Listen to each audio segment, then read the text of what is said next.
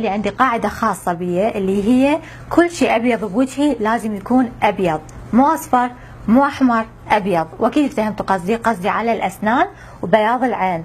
بياض العين لازم يكون أبيض ناصع، مو أحمر ولا أصفر، لأن العين تفضحنا. إذا عينك حمراء أو صفراء راح تبينين تعبانة، راح تبينين مرهقة، حتى راح تبينين أكبر من عمرك، ما راح يبين منظرك إنه مصحصحة وفريش. فأنا بالنسبة لي أستخدم هاي القطرة، أعتقد اسمها فايزاين أو فيزين ما أعرف شنو، راح أترك الرابط لها واسمها بصندوق المعلومات. رحت على الصيدلاني بكل بساطة وقلت له عم وارد قطرة مال عيون حمراء وتعبانة، انطاني هاي القطرة، نصحني إنه ما أستخدمها بشكل يومي، لذلك أستخدمها يعني مرة بالأسبوع أو مرتين بالأسبوع ماكسيموم. فهاي القطرة أنا اللي أستخدمها. روحي على أي صيدلية قريبة منك واسألي الصيدلاني عن قطرة التخلص من احمرار وتعب العين، وهو راح ينطيش وحدة تكون آمنة للاستخدام. وأيضا بياض الأسنان، إذا تريدين تطلعين بلا مكياج لازم يطلع شكلك نظيف، ووحدة من علامات النظافة هي الأسنان البيض. أنا شخصيا أستخدم الشرائط مال كريست، رحت أيضا على صيدلية وسألت على شرائط كريست موجودة بكل دول العالم، وأستخدمها تقريبا مرة كل شهر إلى شهرين، ما استخدمها باستمرار لأنه أنا أغسل أسناني مرتين باليوم، فعادة أسناني تظل بيضة فترة طويلة، فهذا شيء كلش مهم، بياض العين وبياض الأسنان. الشغلة الثانية هي التخلص من الرؤوس السوداء، ضروري ضروري ضروري، لأن أولا منظرها مو حلو، ثانيا تسوي ملمس البشرة خشن، وهذا الشيء يبين بشرتك باهتة، وبالتالي تبينين تعبانة ومريضة. أنا بالنسبة لي أستخدم هذه الشرائط مال بيوري، مشوفت لكم إياها 100 مرة، وأيضا مشوفتها على الكاميرا شلون أستخدمها، فما راح أكرر نفسي. بس هاي الشرائط أنا أشتريها أيضا من الصيدلية هنا، أو روحي المحلات التجميل أو محلات الكماليات إحنا بالعراق نسميها، وطلبي شرائط لإزالة الرؤوس السوداء وهم راح ينطوك. الشيء الثالث تقشير البشرة. ما تدرون تقشير البشرة شقد مهم وشقد غير بشرتي 180 درجة. أنا أقشر بشرتي مرتين بالأسبوع، إذا متعاجزة مرة بالأسبوع، بس مو أكثر من مرة. التقشير يزيل الخلايا الميتة. الخلايا الميتة من تتراكم على البشرة من اسمها خلايا ميتة، يعني يطلع شكلك ميت. ليش؟ لأنه يصير منظر بشرتك باهت، تطلع لك حبوب جوا الجلد، الأساس أو كريم الأساس من تخليه يقوم يقطع ويصير منظره مشلح وبين منظر وجهك جاف. طريقة التقشير أنا بالنسبة لي هسه راح أشوف لك إياها. أول شيء المقادير للمقشر جدا بسيطة، راح تحتاجين طحين رز، طبعا هذا الطحين أنا طحنته يعني بالطاحونة، إذا ما عندك طاحونة هاون، نص ليمونة وعسل. راح أضيف ملعقتين وسط من طحين الرز، عصير نصف ليمونة، وملعقة واحدة عسل. العسل مضاد للأكسدة وأيضا يرطب البشرة ويمنع حمل الالتهابات، وبالتالي يخفف الحبوب. هسه راح نخلط المكونات عادي. بس صار عندنا المقشر جاهز. هسه خلي اشوفكم طريقة الاستخدام.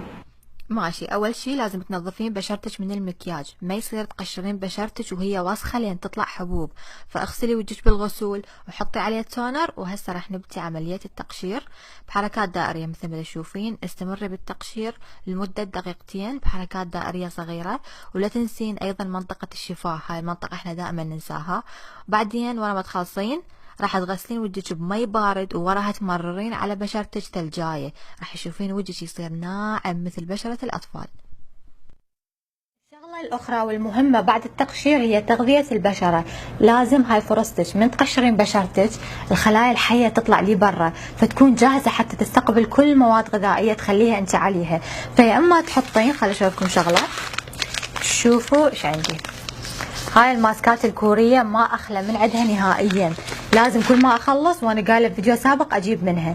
فيا إما بعد التقشير أخلي واحد من هذني، أو أخلي ماسكات طبيعية. اليوم راح أشوفكم ماسك طبيعي، بإمكانكم تستخدمون الشيت ماسك إذا متوفر عندكم، إذا ما متوفر فراح أشوفكم هسه ماسك كلش سهل وكلش بسيط، وأسويه صار لي سنين، أمي تسويه صار لها سنين، وبس خلينا نشوف شلون. راح تحتاجين نشا وحليب بس، وراح اخلط ملعقتين نشا وملعقتين حليب. خلط خلط خلط خلط خلط خلط، وراح توزعيه على بشرتك بشكل طبيعي، من ضمنها منطقة الفم. الحليب يوحد لون البشرة، يقلص المسام، يتخلص من الخلايا الميتة، يخلي البشرة مشرقة، يفتح البشرة، يعني بيه فوائد لا تعد ولا تحصى. والنشا يساعد البشرة انه تهدأ، اذا عندك احمرار او حساسية راح يهدئ البشرة. المهم بشرتك راح تصير تجنن ورا هذا الماسك، خصوصا اذا استخدمتيه باستمرار. بعدين راح ترطبين بشرتك بالمرطب الخاص بيك وبس. الأخير اللي يخليك تطلعين حلوة بدون مكياج هو الخدود الوردي وأيضا الشفايف الوردية. الشفايف الوردية هي علامة من علامات الصحة، وأيضا الخدود الوردية، فهذا المنظر جذاب وجميل، فضروري تكون خدودك وردي وحلقك مو أبيض، لا وردي. بس راح أعلمك خلطة شلون تصير لون شفايفك ولون خدودك وردية. اوكي حبايبي، الخلطة توريد الخدود والشفايف راح تحتاجين مي ورد، جليسرين، اذا الجليسرين ما متوفر مو مشكلة يعني شيليه، بس هو متوفر بكثرة ورخيص بالصيدليات. راح تحتاجين صبغة غذائية، انا جبت 2 اليوم، اللون الاحمر والوردي حتى اخلطهن اثنيناتهن. راح اخلي كمية من ماء الورد، ملعقتين تقريبا او 3.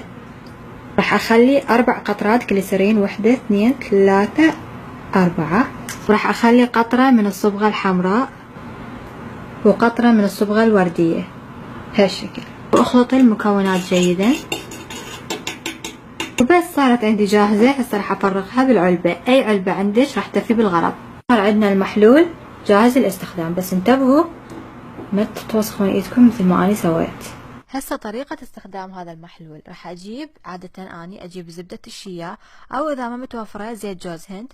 راح اذوبه اول شي بايدي، وراح امزج وياه 4 أو 5 قطرات من هذا المحلول. هسه تحذير، هذا المحلول يطبع على الايد ويبقى تقريبا يوم كامل مثل الحنة، فاذا ما تحبين هذا الشيء اخلطيه على سطح منفصل. وبعدين راح اخلي هاي الخلطة على خدودي من البداية، يعني من التفاحة للاخير، وهذا الشيء راح يخلي منظر خدودك وردي ولامع وصحي ورطب بنفس الوقت.